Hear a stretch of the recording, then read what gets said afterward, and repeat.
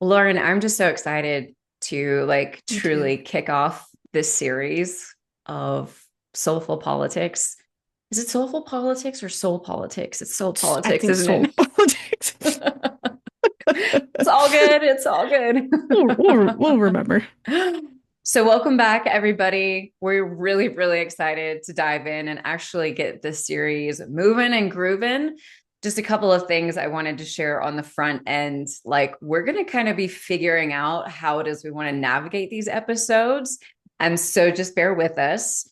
Lauren's a psychic and she's a tarot reader and she's bringing her stuff. And I've been in the Akasha and sitting with things on my own end. And of course, then we both have our own perspectives in regards to what is taking place within these topics. But we're kicking things off and we're removing the pressure to have things perfectly figured out from the get go. But truly so excited to begin. So, today and this episode, we're going to be covering three topics. First and foremost, diving into Russia and the relationship between Trump and Putin. Second of all, we're going to be digging into the Epstein Files. And then finally, kind of rounding things out with ICE, the role that ICE is playing in the United States here, what's going to be happening with this organization, what we're kind of seeing future wise. We're definitely starting off with like three heavy hitters, don't you think, Yeah, Lauren? yeah, diving right in. I was telling my partner about it, and he was like, "Oh my gosh, like that's a lot." And I was like, "Yeah, well." We'll see how it ends up being, how it lands. Yeah, but it's what we're here to do. And I mean, it's pretty insane. Honestly, like the news, the amount of news, the amount of things that are changing right now. You and I went back and forth on via voice messages talking about Yeah, different topics, and there are so many right now. I'm kidding. And so, yeah, it's just, like, why not come out swinging? So, first and foremost, let's kick things off in regards to Russia. What I kind of did specifically was really look at the relationship between Donald Trump and Putin as well.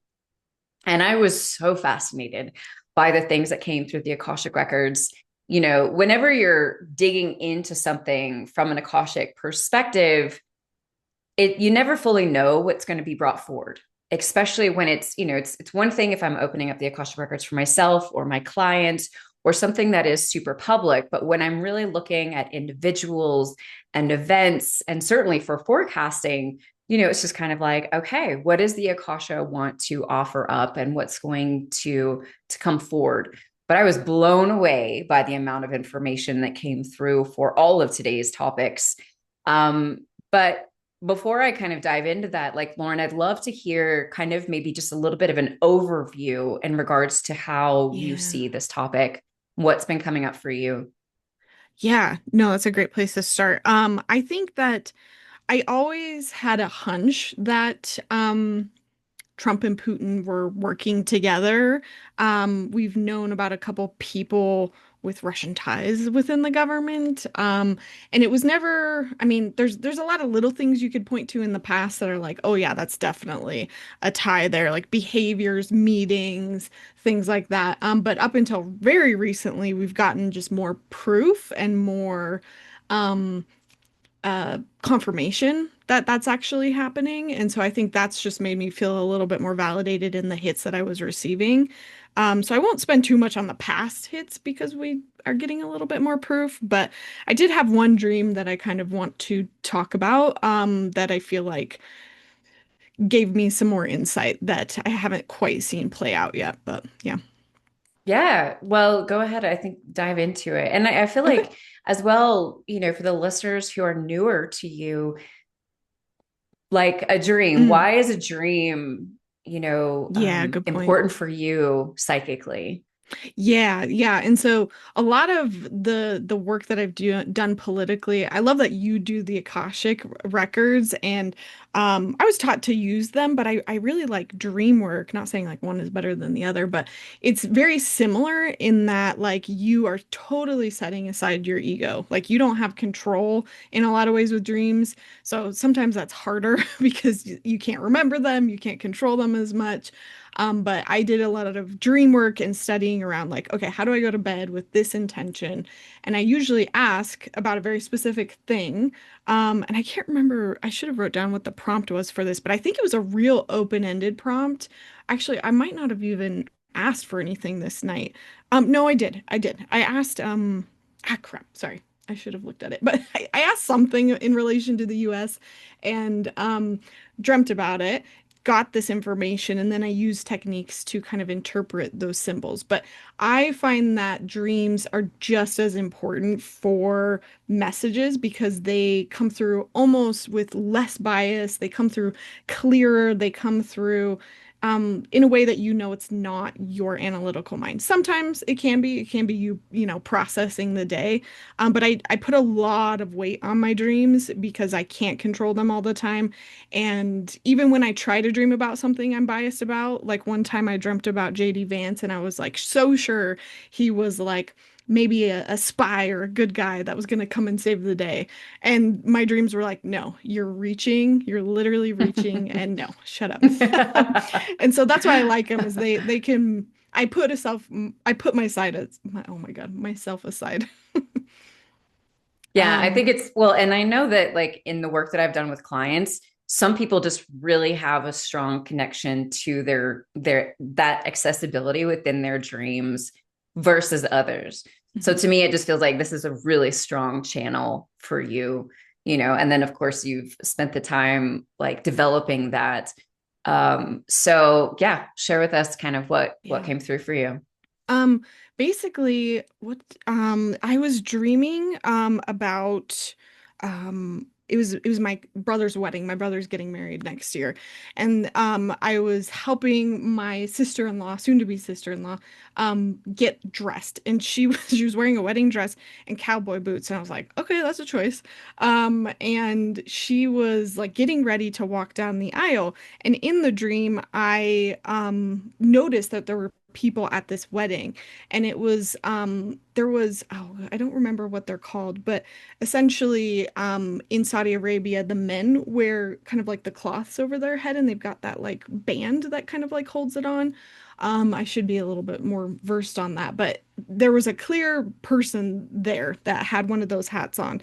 And then I looked off to the side, and there was, I just knew it was somebody from Israel. It was somebody from Israel. And then there was kind of like this, like, how do I explain it? Godfather-y vibes of like everyone was sitting there, like, like they were really excited about these people getting married. And I woke up later and I realized that the cowboy boots those people in my dreams, my brother, you know, they represented the US, the cowboy boots.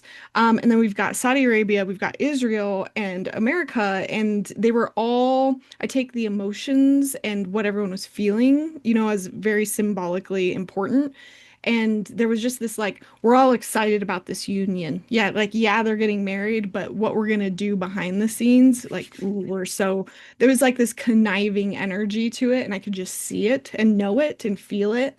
And so I woke up being like, that's weird. I don't think about Saudi Arabia. I don't know too much about that part of the world. And then 2 days later, I can't remember if it's the Saudi Arabian prince showed up at the White House.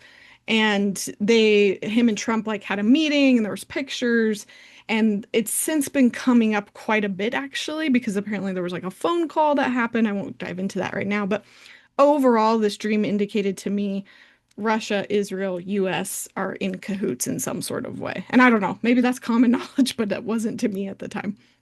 Yeah. Yeah, there's definitely a lot of things going on behind the scenes. When I kind of dove into Russia specifically, again, I was really wanting to look at this relationship between Trump and Putin. I think that for the majority of us, we've kind of known that there is a relationship there, that there's definitely a connection there.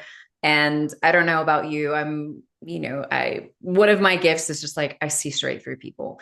And Mhm. so as soon as I saw Trump interacting with Putin and the way that Putin was looking at Trump, it was like, wow, there is Mhm. something huge here. And these two people have known each other for a long time.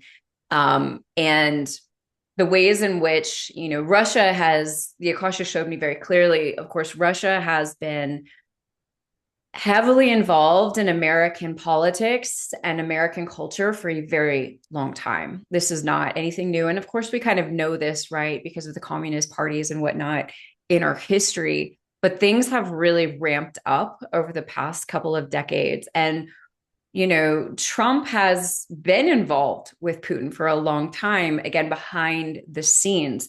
Something that'll kind of like bleed into the Epstein files. But Yeah. the whole point just being that uh, Putin played a very big role in assisting Trump in getting into office in 2016, and has continued really pulling the strings behind the scenes. One of the things I saw very clearly was the dynamic between these two people, right?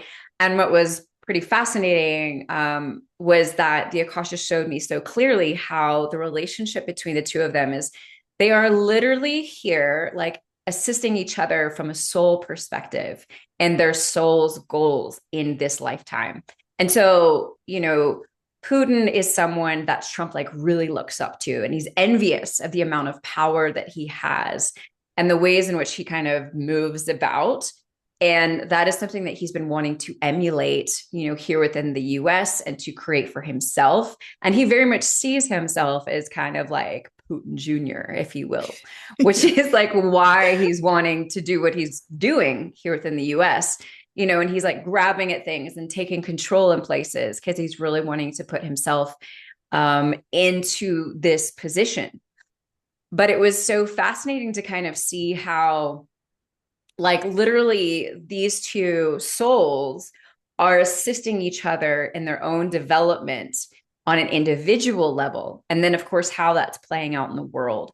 And they showed me very clearly the contracts that they have, the agreements that they've signed, and I'm not just talking about from a soul level but also from like what is Mhm. taking like behind the scenes. These two are just like, every time I see Putin, especially when he's around Trump, he's got like this like smirk on his face. And it's Yes. very clear to me that he's like, okay, Yeah. okay, Trump. you know? Yeah. And of course they showed me very clearly that when Trump speaks out against Trump or speaks out against Putin or against Russia, that like this is a mutual agreement between the two of them that this will take place because of course he has a role to play for the American people. But this relationship is just like pretty insidious. I'll stop Mhm. there. There's like a lot more that I want to dive into, but I'll Yeah. pause. No, and I'm just going to agree with everything that you've said. I mean, even the very obvious, like decking out the White House in gold and like very, very Russian, like copycat. I see Trump like definitely like, oh, like I want to be you. Yeah. So I totally agree there with all of that, like trying to put himself in that position, even though he doesn't often deserve it. Or well, yeah.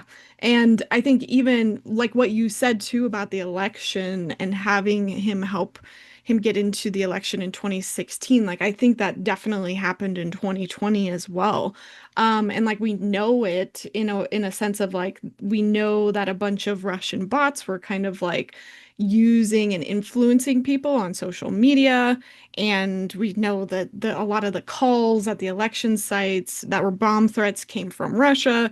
Like he has a stake in this and he wants to influence Trump to go a certain direction. And that's one thing I'm always trying to get at is like, okay, yes, this is happening, but what's the underlying motivation? And I really think that his motivation, because Ukraine, that stuff is falling apart, he needs to have Trump and his support in order to pull himself out or get more power. I haven't quite figured out all the details with that, but like even after the election when Trump won in 2024, they even came out and said like Trump owes us one for helping him with the election. And I think a lot of people miss that. It was like some message from one of Russia's aides. And even then I was like, well, there you go. This is a clear Russian influence. And then more recently, like literally as of a week ago, like we found out that Epstein, this kind of bleeds into the Epstein stuff. It's all, I feel like it's all really related to Epstein for some reason of, Epstein, we know, has given information about Trump to Russia, also to Israel. And so I guess I'll come back to that. But there was like a 28 point plan that was given to the US to Trump to help figure out and solve the crisis between Ukraine and Russia. And it's since been leaked that oh, that plan was actually Russian made and Russian. They just handed it to Trump and they went on and said, oh, no, this is the US's plan. So a little bit more of just factual evidence, but all of these things are kind of just like cluing me in of like, oh, okay, yeah, I think I was right about this. And this is continuing to happen. And I feel like I'll end it with I feel like February, we're gonna see it all unravel and we're going to see a lot more of this exposed just because of the astrology behind it. But Yeah. Yeah. The thing is that, I mean, I saw very clearly that Russia is deeply jealous of the United States. Russia, it's just so fascinating how all these like sort of interlinking energetic ties are underneath the surface, right?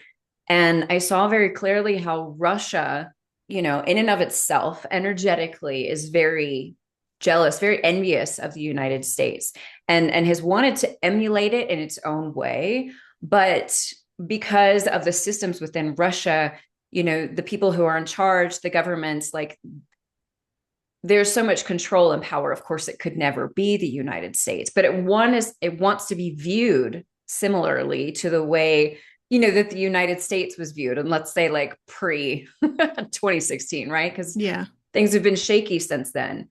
But the whole point just being that like, this relationship, like Putin has been heavily involved with Trump's family for quite a while. And he's got tons of information on Trump. And that's why a part of why he's able to really,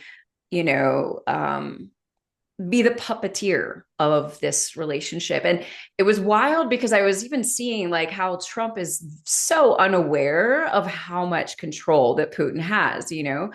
and Putin's also like his hitman. He comes in and handles things in the Mm. United States.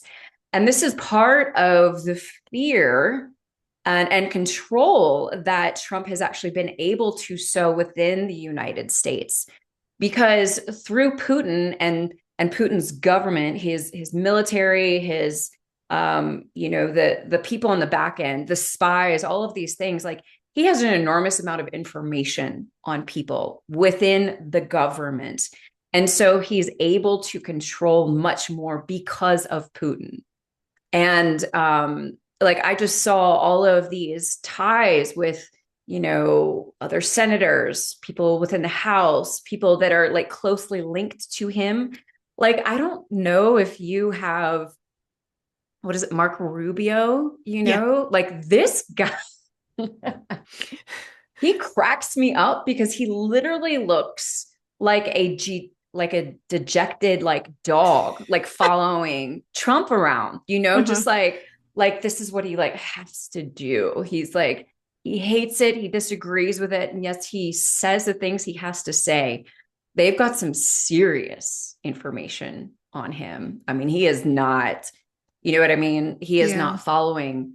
But I was even seeing, and this is something that when I did an Akashic reading around Charlie Kirk, that this was actually a Russian operation that came in and took him Interesting. out. And so there are huge ties here. And the Akasha did show me that things are going to be coming to the surface in 2026, that we're going to be like learning more about this, but it is very much going to be up to the American people to be paying attention and Hmm. to respond. Because, like you just mentioned, you know, that like Putin said this thing, right? And like nobody really said anything about like when he said, like, you know, we helped you or whatever it was you just Yeah. mentioned. But the American people, like, these are things we have to pay attention to. Um, but this stuff is going to get blown out of the water. And I can say that what I saw as well is that Trump's going to fall before Putin falls, you know, but that Okay. these two will be interlinked in Hmm. different ways. Interesting. Yeah, and I've again, I'll try to point out if I disagree on anything or picked up different hits, but I'm just like, yep, yep, yep, to everything you're saying. So it's nice validation too from the past hunches that I've had. Um, and I think that, what was I gonna say? I feel like I'm like my guides are kind of like pushing in, and I'm like I'm trying to focus on talking, um, and so I feel like they have something to say, and I'll come back to. I feel like Hecate works with me on political stuff, and I just feel like she's like, okay, I'm ready to talk, so I'll come back to her, but. One of the things with Russia that I find super interesting, and this is an astrology perspective, is that they, on Saturn-Neptune conjunctions, which we've got one that's coming up on February 20th, it's going to be exact at 0 degrees. We had one that was almost, it was like within a 1 degree orb, which means it was almost close to going exact. And a conjunction is when two planets are on top of each other. And I think that happened in August. And basically, we're going to have another one of these. But these Saturn-Neptune conjunctions in history with Russia have always been tied to some huge, huge turning point for Russia. And if you go back, like I watched a whole 8 hour podcast on this from the astrology podcast guys, and they went and did an insane amount of research. And they basically tied it back to every time something happened, it was like Russia was founded. One of the Tsars got removed. I think St. Petersburg was founded. On another one, it was that I can't remember his name, but whoever came in to kind of make Russia better, like he was elected on that day. And Stalin. then the most recent one is on 1989 when the Berlin Wall fell. So that's the last time one of these has happened. And so I'm very interested to see what Russia's doing in February. I'm looking at the Zaporizhia power plant specifically because there's been a lot of reoccurrences there. But I'm worried that they're going to do something drastic to kind of to bring it back to your point because they have no more cards to play. They are out Yeah. of money. They are out of resources. And I think they're in this kind of just like last all grab for power. And I think US is part of that plan somehow. I don't exactly know what they think is going to happen there. I've been trying to figure out, well, do they have this big step into power? Does something happen here where they come in and have a power grab? I don't think they logistically can do that. Um, it could just be that they slide into our government and sort of take over behind the scenes, or it could be that something major happens and Russia falls apart. Maybe not falls apart, but has some major turning point in that direction in February. So that's another thing I just like wanted to mention. I think they're they're losing power and they're in their kind of phase of like grasping for straws.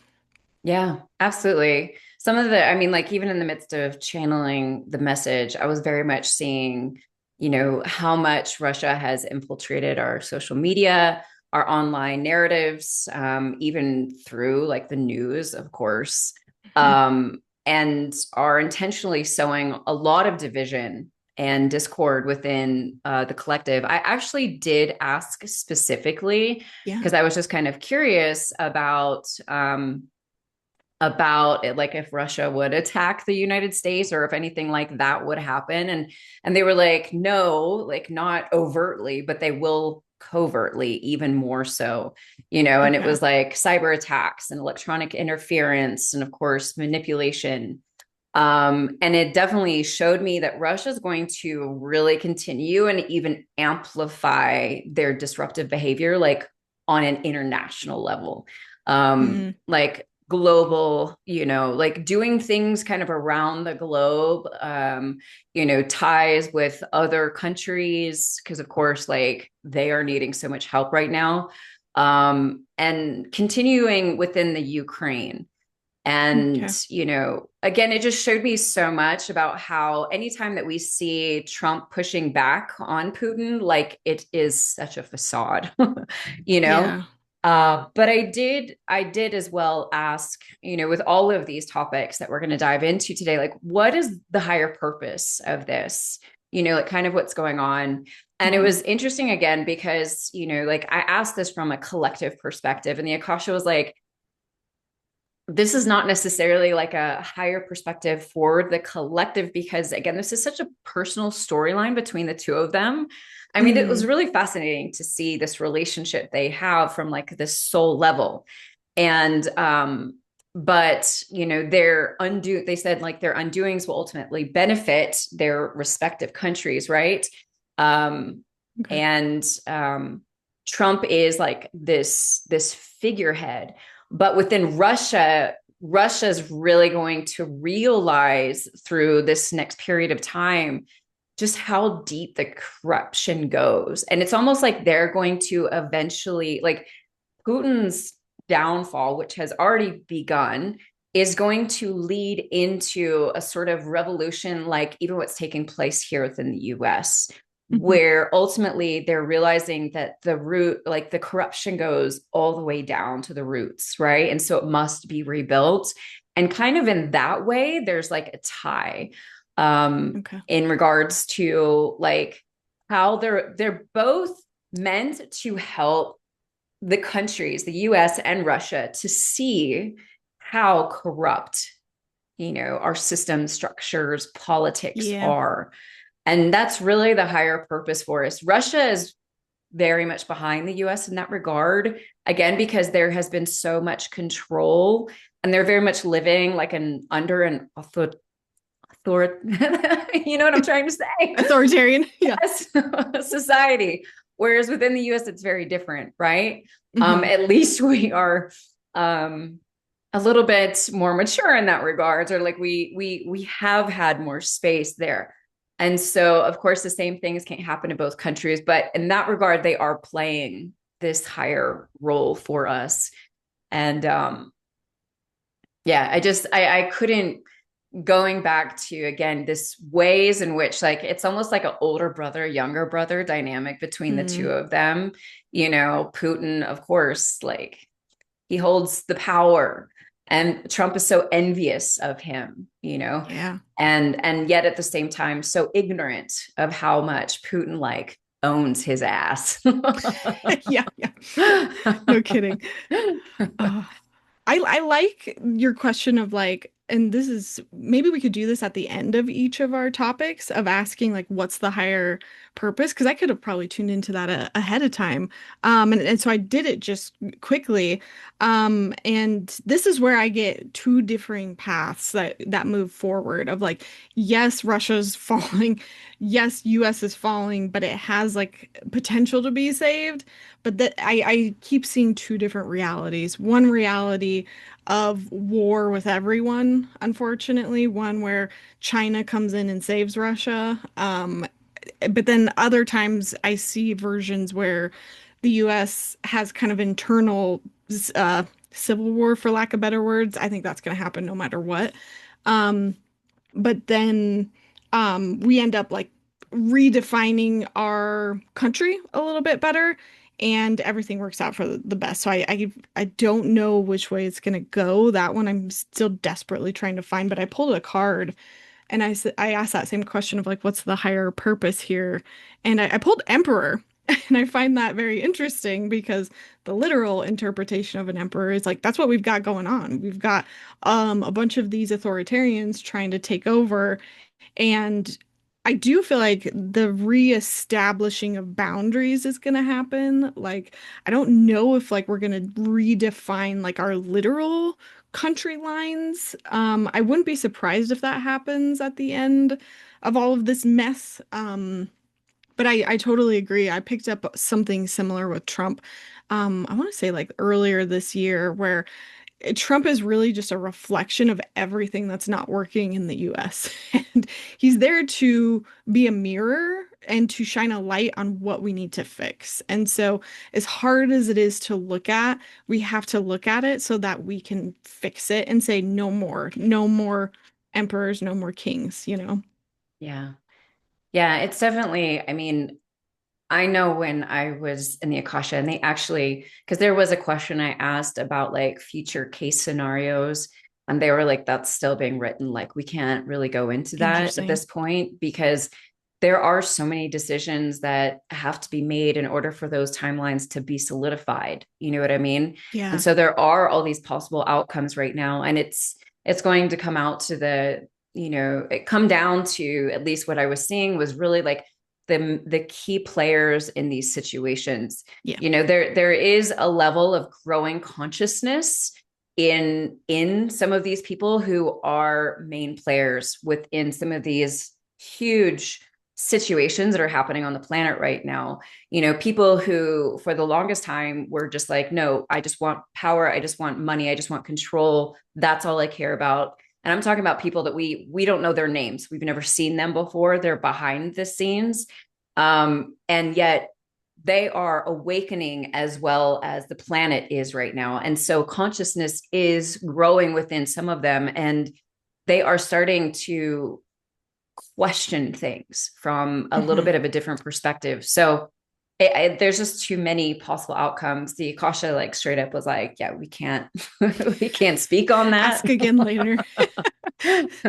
Come back another time. That makes sense. Yeah, yeah, Okay. I mean, that's how I describe like future reading to people as a psychic. It can be tough because I'm picking up on the strongest outcome right now. But if somebody exactly. makes a decision, if somebody else makes a decision, it'll change. And I'm trying to like override that because I want to know so badly that I'm looking at astrology to be like, tell me what's gonna happen. But it's so tough the further out you go. You just never know. I mean, that's the Yeah. thing, like anytime I'm forecasting, and even in the midst of going into the Akasha, right? Like I'm going in at that very moment in that very like Mhm. energetic imprint, right? That is taking place. And when you have so many people involved in an outcome, there's no way that anyone can say this is exactly what's going to happen. Yeah. It's just not possible. It's one thing if it's your own path, but even then, like maybe your partner or your coworker or you're a random person on the street, like there are possibilities, and I think when we're future telling the less amount of people that are involved, kind of, at least the way that I see it through the Akasha, the more sort of clear that path may be versus when Hmm. there's so many people involved. Yeah, So that's absolutely. going to be pretty wild. Yeah, and I've only been reading into the collective as of this year because I before I was just doing one-on-one readings and I only recently got into collective predictions. So I'm kind of figuring it out as I go. Like I started on my podcast, which I forgot to mention last time, the Practical Psychic podcast. I started um a a political kind of just every now and then segment. And it's interesting because I'll find that like I'll start to experience the messages and the hits about 2 months before it happens, which is interesting. So I've learned to kind of get better about getting in, recording something, and getting it out, and not waiting until after it's already happened. But um, uh, I just thought I'd mention that because reading the collective, yeah, is a lot different than reading a client one-on-one. But do you have anything else you are interested in sharing about Russia? I feel like I kind of shared everything, but I'm good. I'm okay, good. okay, cool. Let's dive into the Epstein files, which Okay. holy freaking crap. What a I could talk about mess. that forever. I know. I know. Such a mess. I mean, the Akasha was like taking me in so many different directions. So after I kind of opened up to focus on this topic, then I really had to like dig in. Like I had to go very specific directions so that I could get specific information. There's so much here. So why don't you kick off? You start, you dive in. Like, where do I Like, start? where do you even start with the Um, Epstein files? you know, what's interesting is that way back when he was elected, I I was doing cards, pulling cards for my podcast, and I kept getting that because I wanted to know what's going to put Trump like down in a sense of like how do we remove him? And it's funny because I have the card right in front of me. I kept pulling this card from my Lenormand deck, which is the letter. And I was like, okay, a Hmm. literal letter, a document, because Lenormand is very, you're supposed to read it very literally. A document, a letter is gonna put him like down for the count. And I was all at the time I was like, okay, he's in so many lawsuits, like he's in so many different things, like which one? Um, and then later, as time went on, I started to realize as I was paying attention to the astrology and the occurrences that Epstein files kept sticking out. And now, it's kind of obvious like, yeah, sure, it could be the Epstein files because it seems to be breaking his base so much. And I guess I'll say that also in February, I feel like February is just going to be a huge month. There's something that's happening with his base that I feel like it's kind of like the last straw. Like anybody who's gonna finally leave MAGA for good will probably there's gonna be something in February that makes them finally leave. And it might be because of the Epstein files. It might be because of several other things that I think are going to happen in February. But I do feel like based on that original reading, I've just kept an eye on it, and it's made me wonder that if it was something more than that, something more than just, the Epstein files themselves are horrendous, but I feel like there's something in there that ties him to Russia, that ties him to Israel in a really, really incriminating way. Because I feel like he wouldn't do so much covering up if it was just like something he could pay his way out of, lawsuit his way out of, but he's scared of those. He's scared of them. And I want to know what's in them. And I think it's more than just, and I don't want to say that as demeaning or diminishing, but I do think it's more than just what happened with Epstein. I think there's a larger picture there that I keep trying to figure out. Yeah, I can't wait. Like honestly, as you're talking, I'm just like, ooh, I can't wait till February, and then like we can look back on this episode and be like, wait Yeah. a minute, did we predict these things? Yeah. Did we like how did these things come to the surface?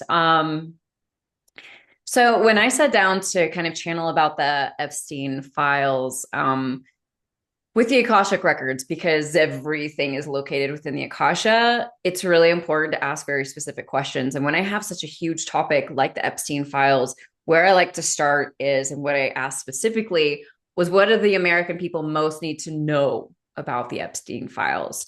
And then I kind of dug into it from there. And I will say that, like they showed me a lot of things. And I think some of these things are going to be pretty obvious, but I saw this very clearly, right? Like a lot of officials within the United States will be implicated if these Mhm. are fully released. And I also saw that the files will never be fully released in their natural form. They have already been manhandled, they have already been rewritten in a lot of cases. I mean, it's like one of the examples that they were showing me was like the Bible. What the Bible was in its original form is very different to what we pick up in a store now, right? It Mhm. has been changed in a number of different ways. And but they did say that like the full disclosure of what's going on right now is it's not going to happen, and Okay. what we will see is like if materials come out again, they're meant to distract the people, they're meant to kind of like appease the general public, kind of like what they did like a month ago or something, where they're like, oh, Hmm. here's some files, and everybody's like, oh, blah blah blah. Things have been redacted, erased, destroyed. But what they did show me really clearly, so first of all, Trump is heavily implicated in this. There's photos, there's memos, there's the Yeah. facilitation of introductions. He played a really big role in that regard. And they showed me how like when he started distancing himself from Epstein because he started realizing that Epstein was going to fall, he really kind of like he treated that whole part of his life kind of like a playground is what I saw. This idea that he could go and have fun and like be perverse or be whatever the case may be, and like nobody was going to find out because Epstein was so connected to, and I literally saw like every big major government across the world. That he was able to really control and manipulate a lot of people, again, based on information, based on what he knew. And so Trump Mhm. really felt like this was a very safe place to go and like truly be himself. And you know what I'm saying? Yeah. When there are no sort of limitations in place, what do you do? Right. But what I did see was regarding the files themselves is that there have been people who have actually seen these in their most natural state. And those whistleblowers will be coming forward. Those people will be like saying, like, I saw this, and they will actually have evidence as well. And so, the whole thing is like the government right now, it's not just Trump who's super freaked out about this. There's a lot of people who understand that they're going to be implied as well if these files Yeah. come to light, right? And so they really want to keep all the emphasis on Epstein, on Maxwell. But I saw very clearly that, like, especially here within the United States, we would know like that there were high ranking officials and well known people from every industry within the United States who would be Mm. implicated through this. I mean, it's Yeah. like, it's deep, right? Yeah. Um, but again, they did talk about how some of these people are actually going to be stepping forward regarding the Epstein files. So I'll pause right there. Yeah. I mean, that makes sense, and it makes me wonder why. Like, what is causing them to step forward? And intuitively, just now, I feel like it's because Trump does something or something is revealed to where they're like, oh crap, I need to distance myself from this. And so it makes me wonder. And it just reminded me of a dream that I had, and I'm trying to remember. Or no, it wasn't a dream. I'm sorry. It was back when Epstein committed suicide, passed away. And that I wasn't again paying attention to politics at that time because I can't remember what year that happened, but it was a couple years ago. And I just remembered thinking, oh, that's interesting that he just happened to die and commit suicide. And I remember getting the psychic hit at that time that it wasn't suicide. Like somebody put a hit on that man and wanted him gone. And I never really dug into it because I was like, oh, it's not important for me at this time. And I remember just feeling like it was somebody with a lot of money. And so I'm not saying like this would be revealed in the Epstein files, but I wonder, I used to wonder if it was like Russia or something, but more recently I was like, I wonder if it was Trump. Like, I wonder if it was him. Like, who would have stood to gain, him not being around and all of these files not happening. And I'm sure you could probably reduce that down to a lot of people, but yeah, that was something I always felt like was fishy and not right. And sometimes I'll have these moments where like it feels like time slows down and I like hyper focus on something and spirits in my ear clairaudiently being like, remember this or like pay attention to this. And I've gotten better about like writing those things down.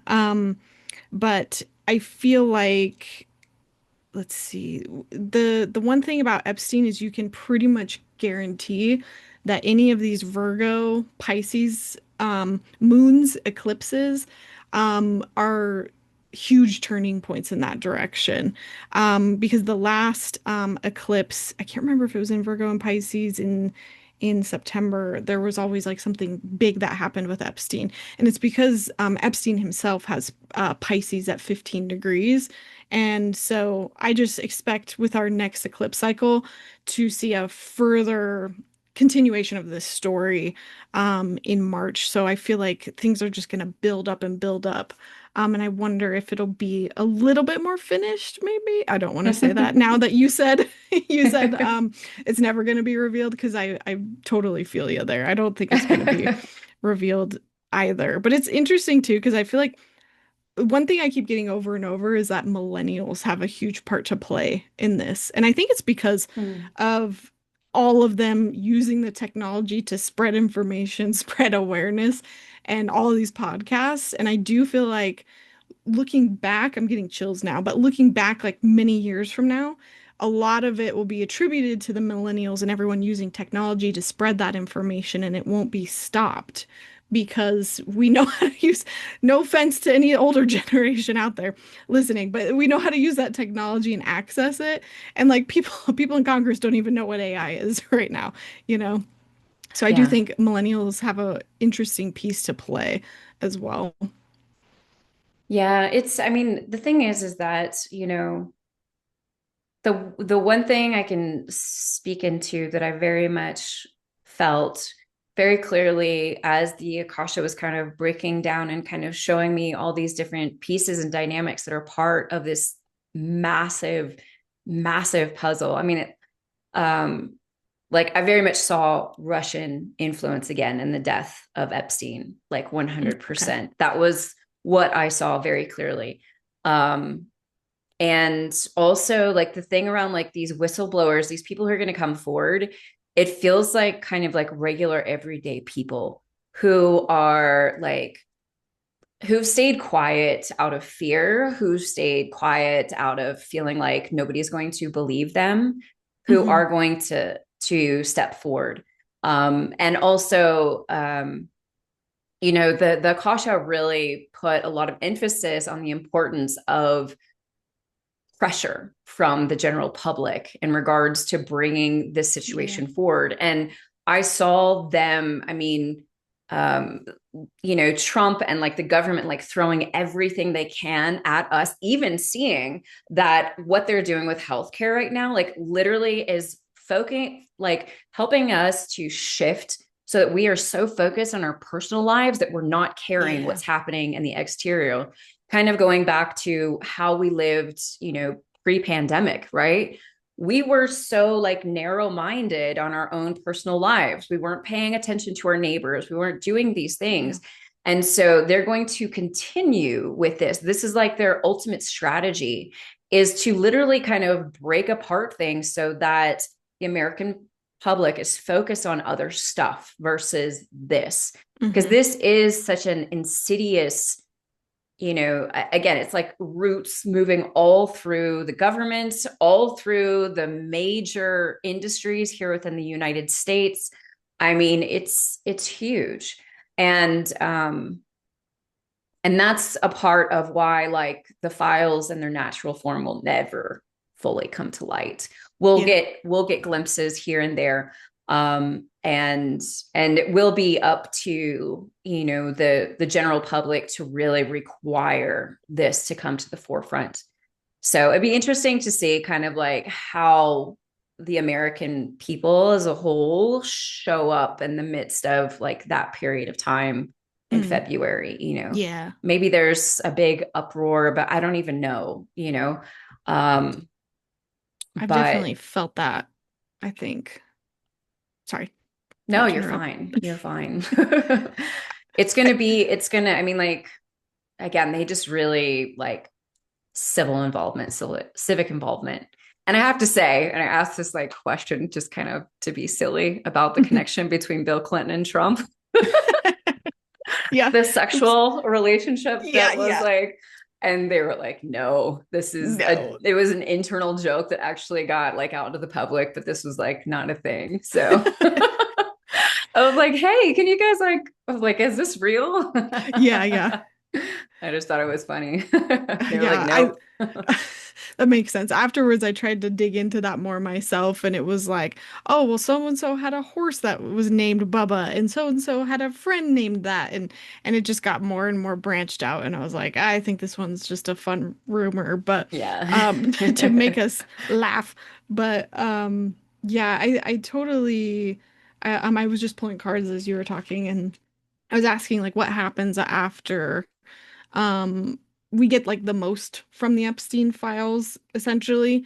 And I pulled the Tower and I pulled Mhm. the High Priestess, which to me are very much like everyone's intuition, everyone's gut feelings are going to be acknowledged, which snaps the illusion of that this tower, this foundation, this government, this, or the Epstein files or the person at the top of it, or involved in it is not who we thought it was. And now the whole thing has to come crumbling down, which I find very interesting because that's exactly what Saturn-Neptune conjunctions are about. It's like the illusion popping. It's like, oh, I have to face this reality, and my reality before was not correct. And I think that will happen with the general public. And I think that's why MAGA splits away from him is my theory. But I think yeah, I think that's my current theory is that's what causes the MAGA split. Somehow it then fuels a lot of the chaos that's going to happen in 2026. Yeah. Well, when I asked like what the higher purpose of the Epstein files were, Mm, um, and like they literally said kind of like what you're talking about, to reveal corruption, to reveal the abuse of power, false leadership, right? To mm, change this narrative around how we view people in authority and people yeah. in government and the amount of power that they have, right?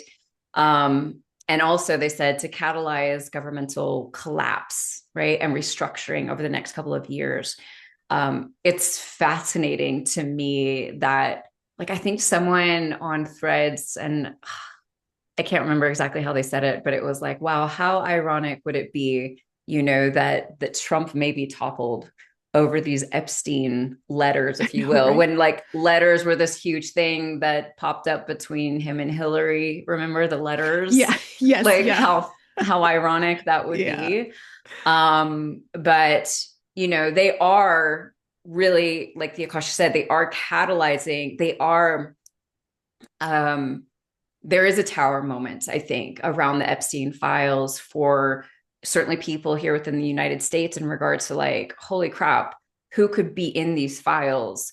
Is this like senator that I love or this person that I think so highly of? This illusionment that just because these people are in power that they deserve to be there or that they care about us or that they, you know what I mean? Like these things are Yeah. like really being ripped apart in this. And there is so much mystery surrounding it, and like intuitively I feel like it's the mystery that's so powerful, Mm, right, in this regard, because it really allows us to open up and expand and to think outside of just the narrative that we're being fed, you know yeah. what I mean?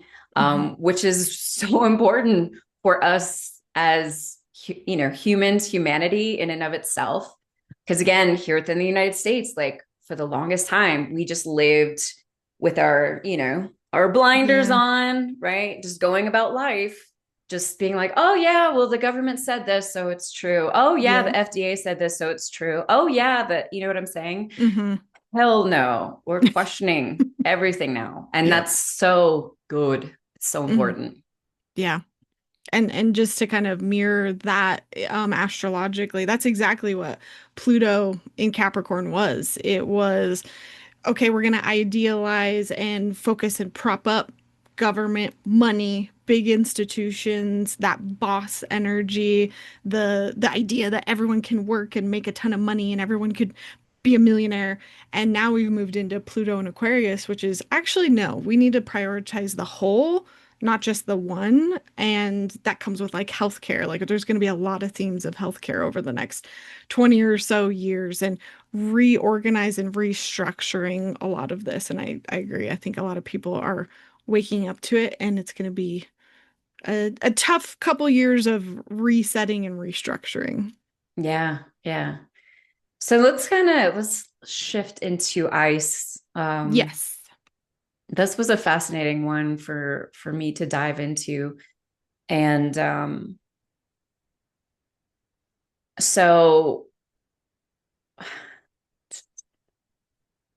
One of the things, and I'll just kind of dive into this one. When I sat down with the Akasha, kind of my initial question was like, what is the role of ICE in the United States and what is it transitioning into? I think we've been seeing within the news, just over the past week that ICE is going to kind of start handling things a little bit different because, big surprise, their current tactics are not popular. Um, and so when Lauryn and I connected about this topic, we definitely wanted to dig into where things are going. Right off the bat, it was interesting because I saw that there's a lot of people within the organization who are, again, it's like this, their consciousness is beginning to grow. They are starting to question what's going on and questioning how things are being facilitated. And so I really saw like a lot of different timelines around this Mm, because of the people who are currently in leadership roles within sort of the organization in and of itself. um and they were showing me like, obviously right now, like ICE operates, through violence, through fear, breaking family apart. They're violating human rights on very deep levels. mhm. And there's all this emphasis around immigrants right here within the United States. And how like how that sort of focus on immigrants is, again, it's really distracting so much from the real topics that are at hand. It was interesting because it was like I saw it was like a bunch of like teenage boys being like, oh, there's this problem, so let's just like chuck stuff at it to like handle this. Interesting. Like instead of actually looking at like what laws are in place and how can we improve this and actually do the work to recreate the immigration system in and of itself, right? It's a very lazy, like haphazard approach where it's like, oh, well, we'll just clear them all out. We'll just get rid of them, right? Instead Hmm. of actually doing the work around it, which again is why we're here, and both the Democrats and the Republicans have consistently ignored this situation for decades at this point. And and so there is this huge problem. But what I kind of saw overall, and we'll dig into this, was just how much that what is taking place with ICE right now is, again, it's like one more area where we're being led to become aware of in regards to how broken this is within our system, within our structures here within the United States. And and that it's actually like helping the everyday person to put themselves in the position of an immigrant, of what it may feel like to Hmm. have their father ripped away, their mother ripped away, these types of things. It's really fascinating because it's actually really building up compassion within the Yeah. American public towards immigrants and kind of forcing them to become more educated on immigration in the United States, on perhaps why these people choose to come to the United States. Mm. It's really expanding, again, the consciousness of immigration in general, and especially those from Latin America within the United States, which is really, really important. Um, and and I'll stop there because I got so much information about it. Yeah, same. I think this was the one I've got the most on, but I totally agree. I think when you were talking about the compassion, I was just getting full body chills confirmation of it, it's waking people up to realize what it's like for them. And I mean, like I'll admit too, like I've been learning so much through this. Like I can't remember what the equivalent is, but I know that like jaywalking, like that offense is equivalent to immigrating to the US without papers or some version of that. Maybe it's just not having, I can't remember what it is. But, and it's also waking up people to realize, because they're like, oh, these people are in here and they're taking advantage of these programs and they're getting free healthcare and free yada yada. And then I feel like they're slowly realizing, oh, wait, no, you can't access those programs without like, having the proper documentation. So they're not. And so, in a hard way, with a lot of the subjects we're going to talk about, I feel like this is like people are learning the hard way, and it's going to be at the cost of a lot of people, which sucks. But sometimes when it gets to a point where it's so deeply entrenched and so far gone that you can't fix it, sometimes you have to have these harder things that come to the surface so you can fix it. Um, and I think that ICE is just our modern day Germany Gestapo. And I feel like they're gonna get worse. And I don't mean to say that in a scary way. Um, but I'm very nervous about what's gonna happen with them over the next couple of years. And when I first started seeing some of the videos of them just questioning people, I was like, this is going to get to a point where they're killing people. Like I'm just waiting for it. They have already technically killed one man. I think he was in Florida, chased him off a roof and he died.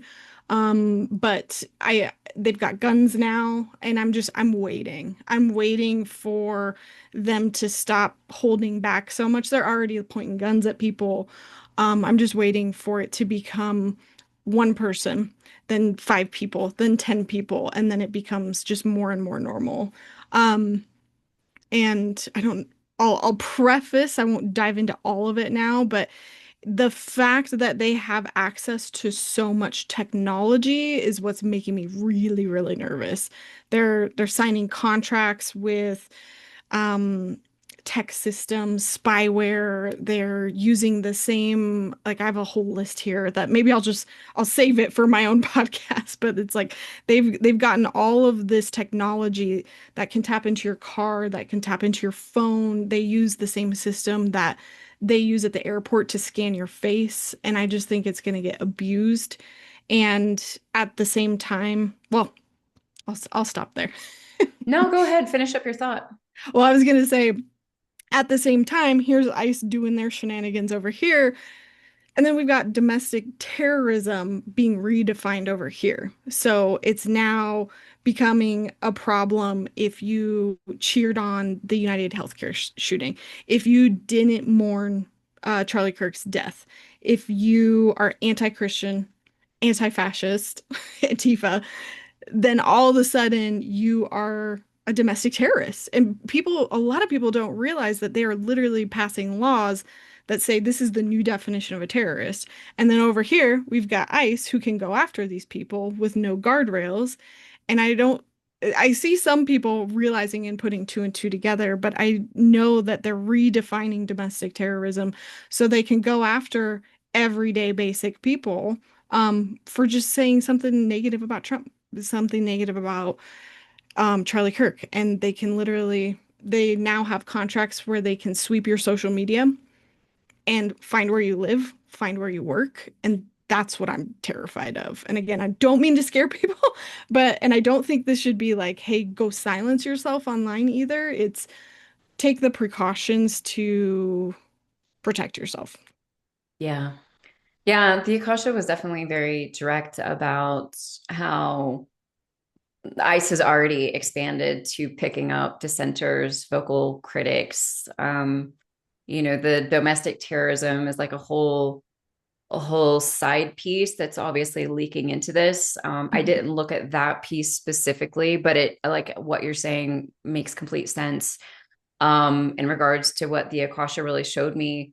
And the thing is that this is another area uh, where the Akasha was very direct about the importance of people, the outcry being huge in this Mhm. regard and bringing things to light. And, like they were talking about how the heroes of tomorrow will be the everyday people who advocate for the all, kind of going back to Mhm. the Pluto moving into Aquarius.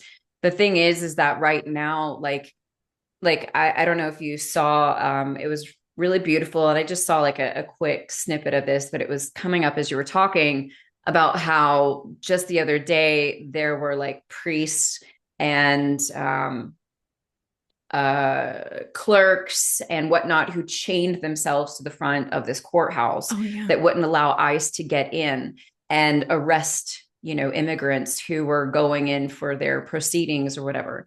that those are the people that are going to to push back against this. And like, we really have to be vigilant in this Mhm. regard about bringing these things to light and about getting involved and about protesting, and the thing is like, um, everybody's going to be called to different areas within this. And again, it's this other huge topic where like, we have so much stuff being thrown at us right now, and the government is truly wanting to, again, distract us from what's actually going on.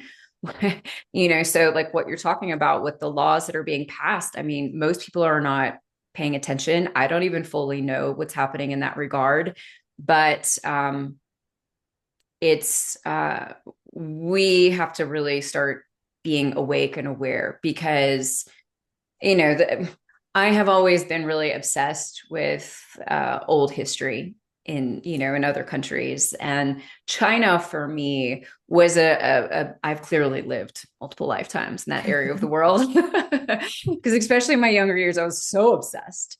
But their most well-known communist leader, who Mao, under Mao, it was a very similar thing. He had his own militia who was going after people, who was going after dissenters. And then, of course, people were living under so much fear that then they were outing people. Yeah. It really became a horrific ordeal. And I think, through the Akasha, when I was sitting down with this, I don't see us necessarily stepping into that same place, simply because we are much more conscious as a collective here within the United States, as a nation, and also freedom, regardless of, hand quotations, freedom. Like, we have already had more of that sort of insulated in our underlining culture, Mhm. even though it was kind of fake. The point just being is that, this is going to be deeply offensive to a lot of people. But I did see, that, and they said very clearly, like, it is going to get worse before it gets better. But I also saw this being attached to, very much to Trump, and that the power is already beginning to wane in this area. And specifically, it feels very much, again, kind of going back to the people who are in in leadership roles within these organizations, and with the ones that are kind of connected. So it's Mhm. going to be interesting to kind of see how this all kind of, comes up, right? Yeah. Um, but of course, like, the overall, and one of the things too that's just coming up is that, Trump, basically, it was like on the BBC, where he was talking about how they're going to require people from specific countries who want to travel to the US, they've got to Yeah. show 5 years of their social media. I'm like, you can just see my last week and that'll be enough. Yeah. Yep. um, what's going to happen, in these times, right? So that overall purpose, again, is like, it's an immigration overhaul that's going to take place within the US, that actually is going to trickle out to other nations as well. Mhm. And because there is so much emphasis on the United States still, you know, the Akasha told me years and years ago, right? Like, the United States is the solar plexus of the planet. And that's a big reason why we get so much attention and we have so much influence in regards to how the planet is doing as a whole.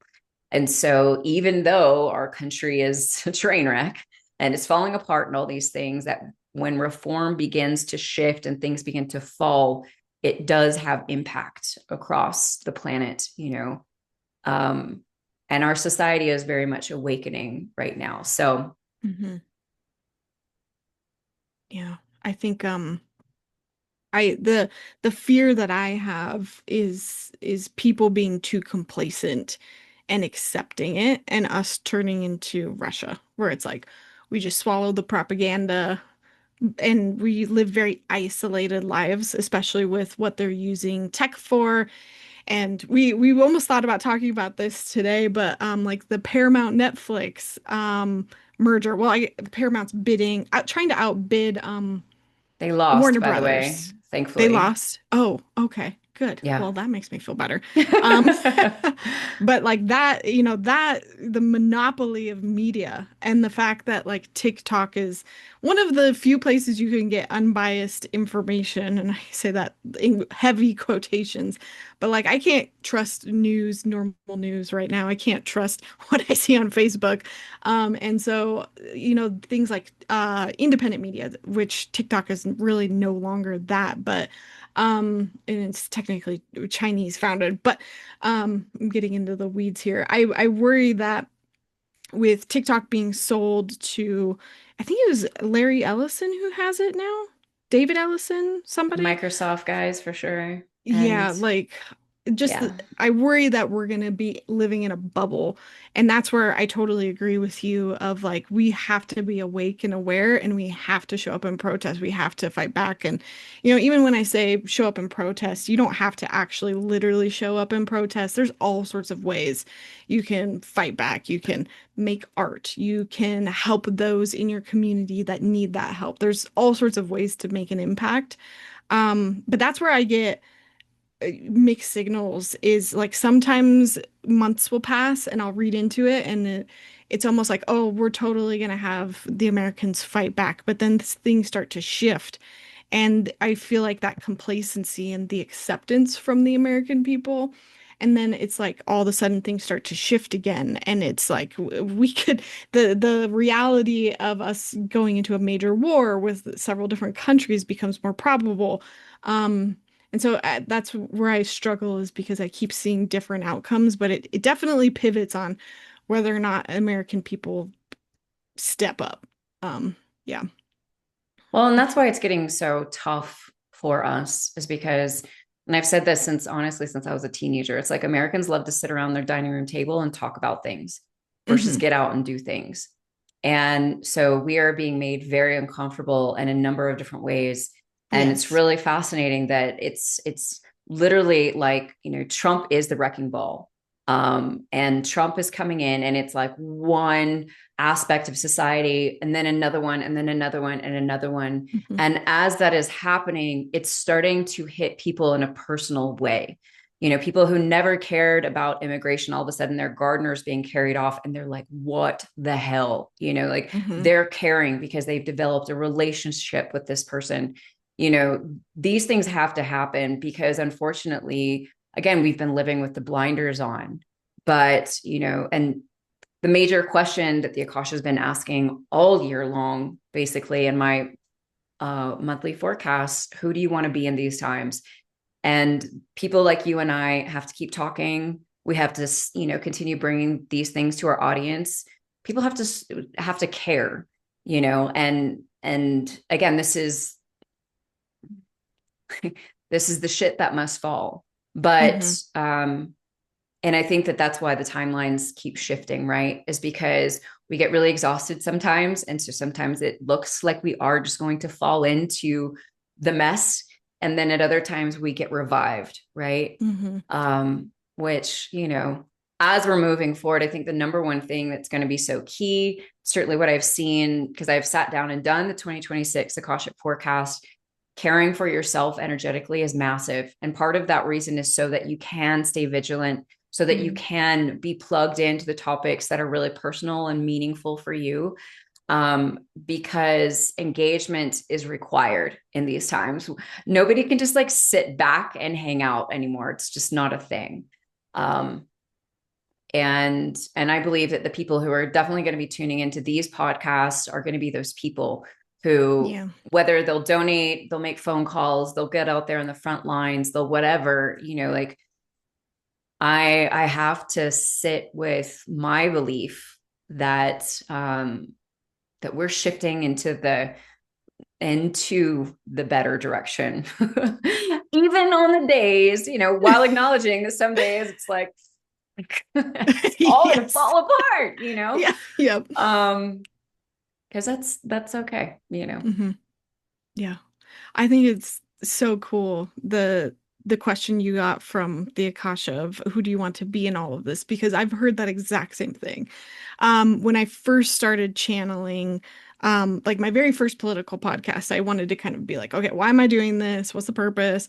What does spirit have to say about this? And I heard the same thing of what role do you want to play in all of this? And so that's the role that I came at was, I've got kids. I don't want to necessarily risk going out and protesting all the time. I still do occasionally, but there's other ways I can show up and serve. And I kept trying to do it like on my personal Instagram feed and tried to educate people there. And then Hecate was finally like, Lauryn, nobody's listening to you on your personal account. You only have like so many friends and family. You have this platform over here. Go use that. And I was like, oh my God, no, I don't want to. I mean, I was essentially pushed into a lot of this, but from answering that same question of like, what role do you want to play in this? And um, I think, on your same note about staying vigilant, I think that's going to be extra important because they're going to be doing a lot of things in the near future to make us feel like we should be quiet. And that's what's even I've several times been like, should I be more quiet? Should I not put my family, my friends, my kids in danger by saying the things that I'm saying? But that's exactly what they want. Because on December 7th, Pam Bondi instructed, I think was it the FBI? Yeah, the FBI to make an extremists list. Anybody that speaks out against America, you're going on an extremist list. And so the fear there, from what I've heard from a lot of like professionals, is that it's going to create a chilling effect where people stay quieter, they shut up. So it seems like there's going to be less voices in the field pushing forward. And I think that's where we have to show up and still remind people that if they give in to that, it's going to turn into these eventualities, which I do not like. and and a lot of those eventualities being very like tech related and um but yeah, I've heard, or I had one dream too that I want to share that I basically asked, I was like, should me and my family leave? Like, is this gonna get bad? And the dream essentially was like, it's gonna get bad fast, but you're gonna be okay. It's gonna be more of an emotional bad. It's gonna be overwhelm, too much information. And I've had several dreams where it's like handling your emotions and regulating your nervous system is gonna be key because you're physically gonna be safe. I mean, this was for me. And I feel like it's kind of representational of like white people, where I do feel like white people need to be the loudest right now because we have that privilege. Um, but in that dream, it was like, you're going to be okay because of that privilege. And so you need to stand your ground and keep fighting. But yeah, uh, it's not a sprint, it's a marathon. So you have to know how to regulate your emotions, deal with all of it. Don't take in too much at once. Yeah. Yeah, it's huge. I mean, even in the midst of those of us who are passionate about what's going on, who want to make a difference, who want to be involved, and we're not taking care of ourselves in the process, then ultimately we're not really able to show up and take care of others through this. And it Mhm. is going to be massive. And, I don't know if I shared this in the first episode that we did, but like, I remember when lockdown literally went into effect and I was standing in my room and all of a sudden I felt this massive wave of fear and anxiety hit me and it just almost knocked me over. And I knew immediately this is the collective energy and I have to protect my energy and I have to be really mindful about what I open myself up to moving forward. And that is everything from how I consume the news to the things that I do in my everyday to how I take care of myself. And I'm not perfect and I don't do a great job all the time. And, but these are massive tools for us to utilize moving forward because it is going to get loud. It is going to feel awful at times. And, but ultimately, like, that's again, prioritize joy, make sure we're spending time really being with the people that we're with, like doing things that bring joy into our life, because life is not over and it's Mhm. not going to be over. Yep. And also, quite frankly, the more that we in prioritize this energy in our life, actually, the more we're assisting everyone around us to do the Mhm. same, which in and of itself will be healing in these times. and uplifting. And so we can't get ourselves too down. We've got to keep our head above the water. Absolutely. So, Miss Lauren, to kind of begin shutting down here, Hmm. um, what is going on in your world? How can because you've got some cool stuff going on Yeah. and some exciting things happening this year coming up. And yeah. Yeah. I mean, my big one right now is that I'm launching a spiritual retreat to Ireland, doing it over the eclipse and basically taking people on a kind of like a historical trip, but also a spiritual one where you get to calm down, slow down, kind of what we just talked about of like, how do I get in touch with my intuition? How do I get in touch with my guides? And I really want to create this space for that so that when we come back home, and deal with everything that's going on in our lives, no matter where we're at. We understand our intuition more. We understand who's looking out for us more on the other side, while also doing it kind of in the context of learning about Ireland and all the cool Celtic mythology and lore and the gods and goddesses that are from there. That has been launched. I have 4 discounted seats available still. So if you've ever been a little bit interested or looked at it since our last podcast, I would jump in there before the holidays because I anticipate it being sold out by the end of December. But other than that, you can check out my political predictions where I've gone much more in depth. I've got several episodes already up on the Practical Psychic podcast. So I would start there if you want to learn more about some of the things I've already picked up on. So yeah. Lauren's work is incredible, so highly recommend. And I think doing something, like we didn't even touch on the importance of really cultivating our intuitive connection and that relationship with our Mhm. guides and our internal wisdom in these times, but that's massive. So I Yeah, think going on a trip to Ireland and kind of like kicking that off is getting like, away. hello, sounds amazing. Yeah. Beautiful. And yeah, so I'm doing all kinds of things this month. It's really kind of a crazy month for me on the back end. Um, the things that I think are most important, first and foremost, I did open up my books again for Akashic readings, which I only do like a couple times a year now. But I am not doing my annual illumination and clearing sessions for folks this year. So I wanted to open up a way to sit down with me, dive into the Akasha for the year ahead. Whatever topics are really on top of mind for you right now. In addition, I'm hosting my annual 2026 Akashic Channeling and Clearing Circle. So we'll be discussing the themes for 2026 from the Akashic perspective. I will be leading you through a clearing and Akashic restoration process, which will help to release 2025 so we can fully step into 2026. This process is really, these are channeled and usually about 30 to 45 minutes, but it's something you can utilize throughout 2026. So very powerful. And then I will be channeling for attendees in the last portion of that circle. So Ooh. beautiful way to welcome in the new year. This is on the 30th at 7 p.m. Eastern Standard Time. So I will make sure all links are in the show notes for both Lauryn and I. And yeah, thank you so much for diving into all of this with me today, Of Lauryn. course. Yeah, I'm excited to keep showing up. I feel like kind of we got into a good groove, so know what to expect now. Yeah, we're gonna figure it out. We're gonna Yep. we're gonna find it. All right, folks, thank you so much for being here, for tuning in. Please make sure to share this episode with someone who can benefit from it. Leave a rating review for the Soul Driven podcast. Hello. Help us get the word out there.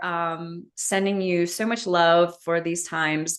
Don't forget, when you invest in yourself, the world benefits. Until next time.